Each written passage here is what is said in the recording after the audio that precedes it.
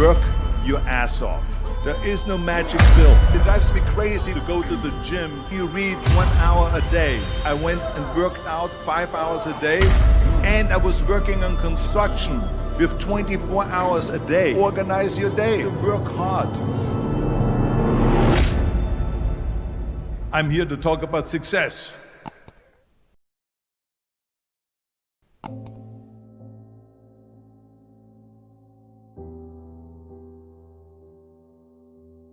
I went to college. I went and worked out 5 hours a day, and I was working on construction. Because in those days in bodybuilding there was no money. I didn't have the money for food supplements or anything. So I had to go to work. So I worked on construction. I went to college. I worked out in the gym, and at night from 8 o'clock at night to 12 midnight, I went to acting class 4 times a week. So I did all of that. There was not one single minute that I wasted. And this is why I'm standing here today. At the age of 20, I went to London and I won the Mr. Universe contest as the youngest Mr. Universe ever. And it was because I had a goal.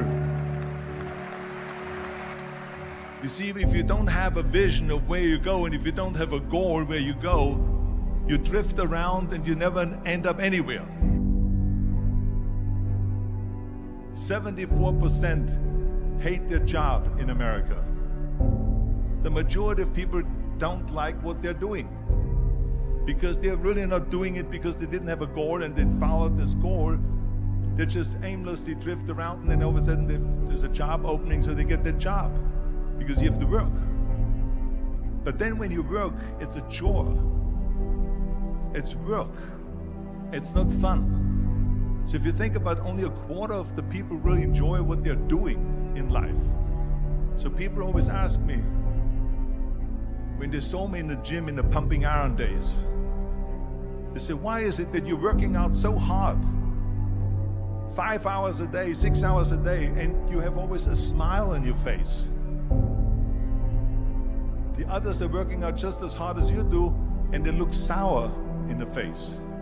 Why is that? And I told people all the time, I said, because to me, I'm shooting for a goal.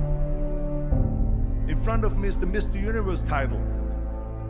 So every rep that I do gets me closer to accomplishing that goal, to make this goal, this vision, turn into reality.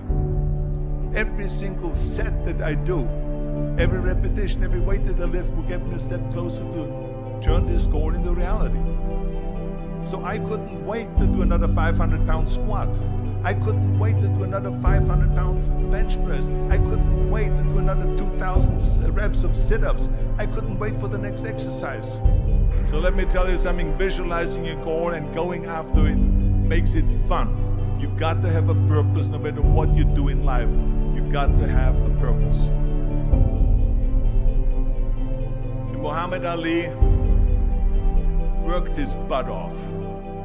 And I saw it firsthand. And I remember that there was a sports writer that was there in the gym when he was working out and he was doing sit-ups. And they asked him, how many sit-ups do you do? And he said, I don't start counting until it hurts. Now think about that. He doesn't start counting his sit-ups until he feels pain. That's when he starts counting. That is working hard. And so you can't get around the hard work. It doesn't matter who it is. Work your ass off. There is no magic pill. There is no magic out there. You cannot get around. You have to work and work and work. Make sure of this and make sure of that and all that stuff. So it's work. And it drives me crazy when people say that they don't have enough time to go to the gym for 45 minutes a day and work out. Or to do something for 45 minutes to an hour a day to improve. If it is physically improve or if it is mentally to improve.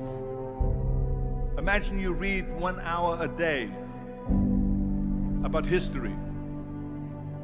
How much you will learn after 365 hours in 1 year. Think about if you study about the history of musicians, of composers, how much you would know. Imagine if you would work on the business, on some business that you want to develop every day for an hour. Imagine how further along you will go and get. So it drives me nuts because when people say we don't have the time, we have 24 hours a day. We sleep 6 hours a day, so that gives you still 18 hours. So there's someone shaking their head out here in front to say probably, I don't sleep 6 hours, I sleep 8 hours, right? Or just sleep faster. So we have 18 hours a day. The average person works around 8 to 10 hours. So let's assume it's 10 hours, so we have 8 hours left. Then you travel around an hour a day, maybe 2 hours a day. So now you have still 6 hours left. So what do you do with these 6 hours? What do you do with these 6 hours? Then we eat a little bit, then we schmooze a little bit, talk a little bit to people and all that stuff. But you can see how much time there is available if you organize your day. So you got to work hard. I hate plan B. And I tell you why. Because we have so many doubters, as I've said earlier, the no-sayers. We have so many of those people that say no and you can't do it, that's impossible. That is okay because we just turn off, as I said earlier, and we listen and we hear the no being a yes. You can't do it, you can do it, and all of that. So that is possible to do that amongst all the negative people around you. But when you start doubting yourself, that's very dangerous. Because now what you're basically saying is that if my plan doesn't work, I have a fallback plan, I have a plan B. And that means that you start thinking about plan B, and every thought that you put into plan B, you're taking away now that thought and that energy from plan A.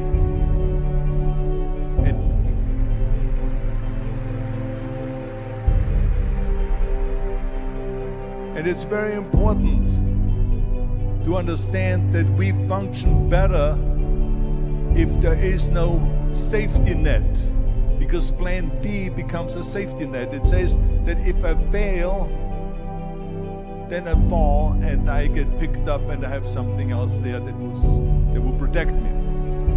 And that's not good, because people perform better when there's no safety net. People perform better in sports and everything else if you don't have a plan B. I'm telling you, I've never ever had a plan B. I made a full commitment that I'm gonna go and be a bodybuilding champion. I made a full commitment that I'm gonna be in America. I made a full commitment that I'm gonna get in the show business and I'm going to be a leading man. No matter what it takes, I will do the work. I will do the work over and over and over until I get it. And the same was in politics and everything like that. So to me, it is very dangerous to have a plan B, because you're cutting yourself off from the chance of really succeeding. And the reason, one of the main reasons why people want to have a plan B is because they are worried about failing. What is if I fail, then I don't have anything else? Well, let me tell you something. Don't be afraid of failing, because there's nothing wrong with failing. You have to fail in order to climb that ladder. There's no one that doesn't fail. Michael Jordan